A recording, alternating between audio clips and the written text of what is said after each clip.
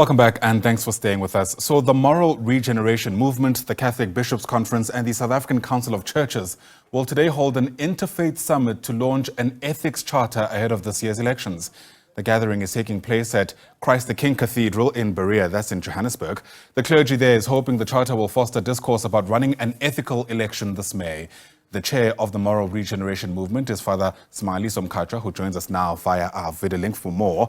And Father Mkhatshwa, it's great to have you on the SABC. Thanks for making time to speak to us. You know, legal scholars will always tell you that there is a distinction between the law, morality, and ethics. And I suppose what the Moral Regeneration Movement is hoping to do here is help us to think more broadly about the ways in which this can be a legitimate, free and fair election. Thank you very much for the opportunity. Just to say that we have convened an interfaith summit at the venue that we have just alluded to and so on. And the reason why we're doing so is because we want to focus on the forthcoming election. Not so much on the technical side, but much more on the moral, ethical side of that whole exercise, in the sense that the majority of people who will be voting, they're actually people in search of a better life.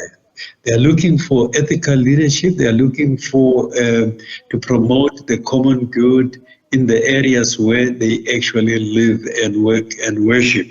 So that's the reason, and we're therefore saying as Moral Regeneration Movement, our responsibility is not only to encourage people to go out in their millions to vote, because vote is power.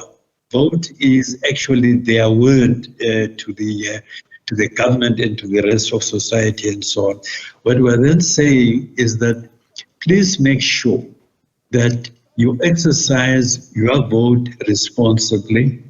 Make sure that you encourage people to ensure that the elections are free and fair, and that you don't just make a cross across the name of the political party or a candidate, but you actually choose someone who will make a difference in the lives of the millions of our people today, someone who's responsible, someone who's accountable for their actions, but also someone who's truly committed to the general welfare of the people, and someone who will provide leadership, not just occupy a position in order to make a lot of money and wealth for themselves. That's really what is behind it. Yeah. And Father, help us then draw a distinction between, I suppose, sending that message and ultimately dictating who people should vote for. Because we do know that a lot of these electioneering issues sometimes drill down to matters of morality and ethics. You know, just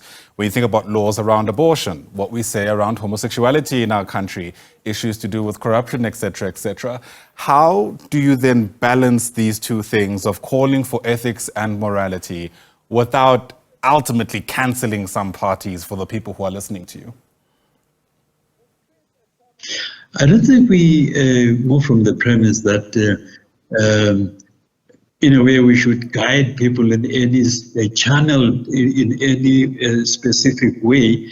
We allow their freedom of choice, but what we are saying, we assist them to be able to make the right choices, right not only just for themselves as individuals, but choices that will enhance the common good of all. That is the real basic principle. Because if, for example, we were to take the people's demand for quality basic services, those are ethical issues in the final analysis, because if you as a leader, you've made a commitment, or whether you're a government, you've made a commitment that you're going to provide certain services and you don't. And if the budget that was meant to be used for the, to repair roads, potholes, to feed people, to ensure that there is a better quality of education, and that money disappears into the pockets of other people, that becomes no longer just a voting matter. It becomes a deeply ethical issue.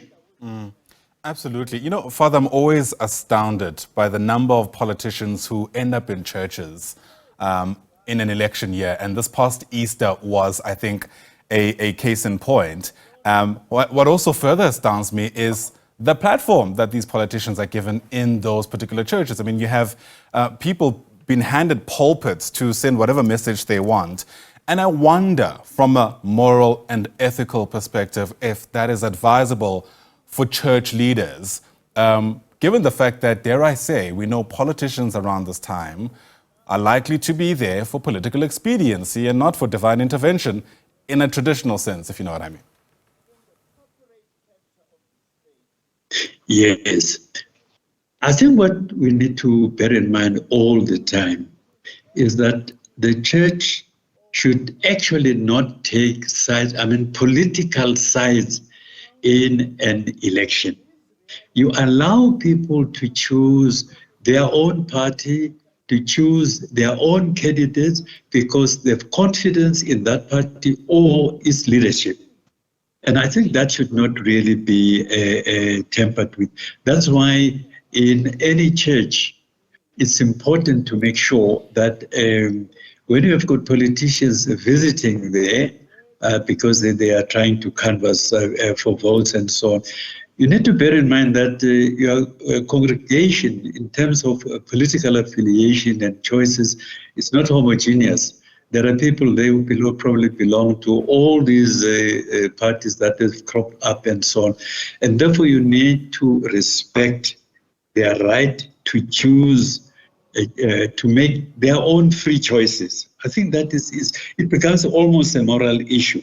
Because if you manipulate that, as a matter of fact, as a religious leader, you are depriving people of that which is most sacred to them, and that is their freedom to choose without any coercion. That's interesting. Few of us can overstate the importance or the important role that the church played in getting our democracy to where it is. I mean, we know of extraordinary instances of bravery and morality from church leaders, the infrastructure of churches being used to safeguard people during their activism.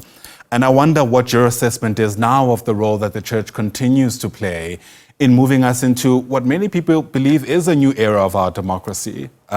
Is the church as much of that moral authority that it used to be in our society? And I ask this keeping in mind, of course, that officially speaking, South Africa is a secular state. Yes. I suppose one is to take into consideration the two situations in which we find ourselves. Say, the years of the liberation struggle against apartheid, where the issues, I think, were clear-cut. Apartheid was immoral, it had to be gotten rid of, and the international community had condemned it as an abomination and everything else. So that was very, very, very, very clear. It was discriminatory, it was discriminating against certain sections of the community and so on. But post-1994, I think the situation now has become more complex in the sense that you no longer have apartheid in its crudest statutory form. That's gone.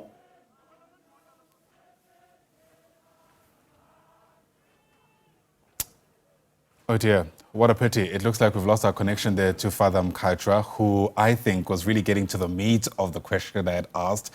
I'm really hoping we'll be able to re-establish that connection. But it's a fascinating discussion, dare I say so myself. This question around the role that the church can and should play in a secular state where issues of morality often become muddied slightly because, frankly, we're all pulling in different moral and ethical directions. Father Mkhatshwa speaking there about how apartheid was such a clear-cut case, right? There are very obvious questions around what is and isn't moral. But in this particular instance, in our context, I suppose there are a whole lot more layers to the direction in which we should be headed. But anyway, it looks like we won't be able to continue our discussion with Father Smangaliso Mkhatshwa, but in his absence, Father, thanks very much indeed. He's the chairperson of the Moral Regeneration Movement.